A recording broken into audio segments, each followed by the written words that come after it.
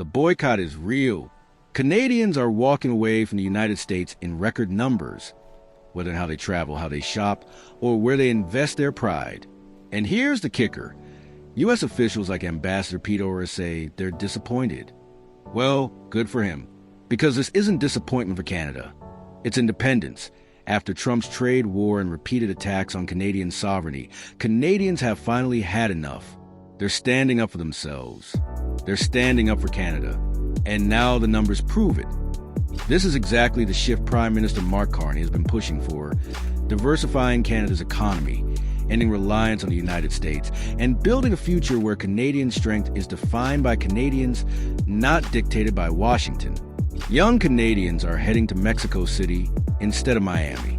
Retirees are booking cruises in Europe or the Caribbean instead of Vegas. Every ticket purchase outside the U.S. is both a rejection of dependency and a sign of something bigger. Canadians no longer see America as a default destination. And then there's trade, the heart of the relationship. Yes, exports to the U.S. only dipped 2% on paper, but that still equals a $5 billion hit. Here's the bigger story. Canadians are redirecting trade like never before. Shipments to the United Kingdom surged 63% this year, pushing the UK ahead of China to become Canada's second-largest trading partner. Trade with Europe overall jumped 26%. Canadian minerals, agriculture, tech, and energy are finding new homes in European markets. At the same time, Canada is opening channels with Asia and Latin America, forging ties that diversify not just markets but alliances. This is more than economics. This is strategy. For decades, politicians promised diversification, but clung to Washington. Now, Canadians are finally delivering it. Carney is delivering diversification in practice, and the numbers prove it. But perhaps the clearest signal comes from the daily choices Canadians are making. Sales of U.S. liquor in Canada have collapsed 62%. Companies like Brown-Forman, the makers of Jack Daniels, are missing targets because Canadians have walked away. Loblaw, the country's largest grocer, has dropped dozens of American products while adding over 100 Canadian suppliers. Indigo reports Canadian author book sales are up 25% year over year, showing Canadians are choosing their own voices. CBC and Radio Canada report viewership of Canadian series like Murdoch Mysteries, Schitt's Creek, and Heartland is up 34%. This isn't subtle. This is a conscious boycott. Canadians are no longer quietly dependent on U.S. culture and goods. They are actively choosing Canadian and making U.S. corporations feel the pain. At its core, this isn't about products or flights. It's about sovereignty and pride.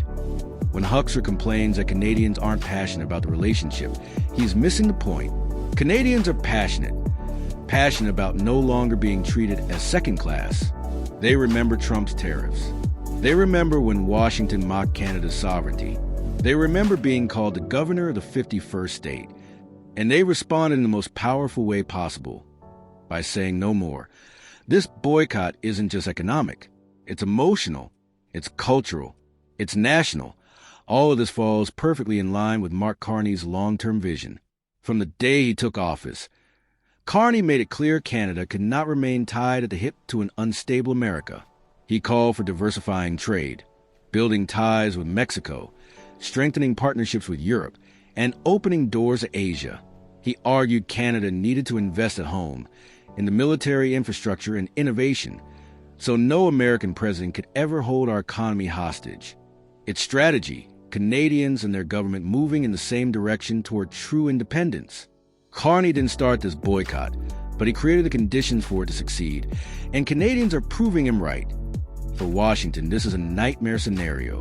For decades, they assumed Canadians would always choose American vacations, American products, and American markets. They assumed Canada would always be the junior partner, too afraid to stand up. Now the opposite is true. Canadians are turning their backs. Trade is shifting. Tourism is collapsing.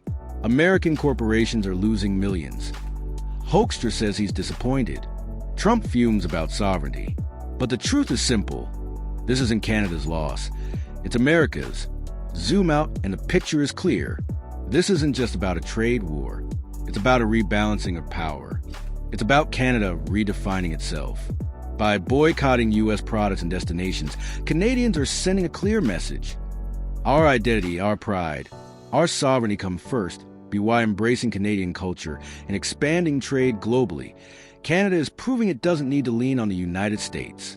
For the first time in generations, Canadians are reshaping not just their economy, but their sense of who they are. Independent, global, and confident. Oh yes, Huckster has every reason to be disappointed. But Canadians have every reason to be proud. The boycott is real, the numbers are massive, and the message is undeniable. Canada is no longer dependent on the United States. This is exactly what Mark Carney envisioned. Canadians are standing up for themselves, standing up for their sovereignty, and standing up for their future. This is defeat. Before we wrap up, I want to take a moment to say a huge thank you to all of you. Canada Today has just crossed 30,000 subscribers, and that's because of every single one of you watching, liking, sharing, and supporting this channel. When we started, the goal was simple: to give Canadians a voice, to dig deep into the stories others gloss over, and to analyze the news in a way that truly reflects Canada's perspective. Thanks to this incredible community, that mission is growing stronger every single day. Your comments, your feedback, your engagement, you've built this channel into what it is. And 30,000 isn't the finish line. It's just the beginning. Together, we're building a platform that shines a spotlight on Canada's role in the world. And that's only possible because of your support at SO. From the bottom of my heart, thank you for being here. If you haven't already, hit that subscribe button and join this growing community. Let's push forward to 50,000 and beyond.